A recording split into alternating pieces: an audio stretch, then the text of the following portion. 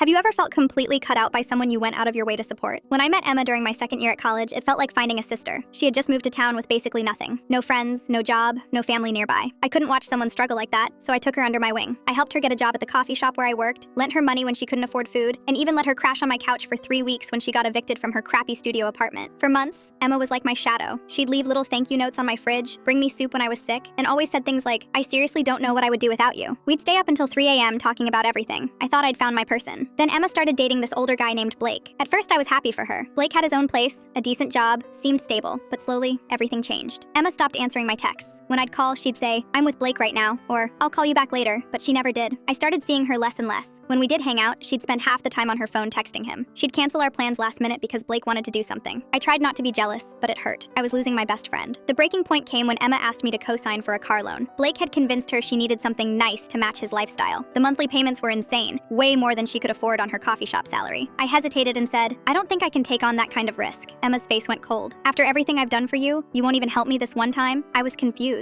What had she done for me? I had been the one helping her this whole time. I tried to explain, but she stormed out of my apartment. 2 days later, I realized she had blocked me on Instagram, Snapchat, everything. She wouldn't respond to my texts or calls. It was like I had never existed. Weeks went by. I found out through mutual friends that Emma was telling people I had abandoned her when she needed me most. People who barely knew the situation started giving me dirty looks around campus. It stung so badly because I had given everything to keep Emma afloat when literally nobody else would. I covered her shifts when she overslept, bought her groceries when she was broke, listened to her cry about her life for hours. And now she was painting me as the bad guy. A year passed. I tried to move on, make new friends, focus on school. Then one rainy Tuesday night, there was a knock at my door. It was Emma, mascara running down her face, looking like a mess. Blake had dumped her for someone younger, and she needed a place to stay. I stared at her standing there, soaking wet, expecting me to save her again. All those memories came flooding back. The nights I stayed up helping her with homework, the times I skipped parties to comfort her, the money I never got back, how she threw me away the second someone better came along. "I can't be your safety net anymore," I said. It wasn't said in anger. It was just the truth. I had finally learned that some people only take, never give. Emma's face went from hopeful to shocked to angry. "Are you serious right now? I have nowhere else to go." "You should have thought about that before you cut me out of your life," I replied. She stood there for another minute, probably expecting me to cave like I always did. When I didn't, she turned and walked away without another word. I shut the door and felt something I hadn't felt in a long time: relief.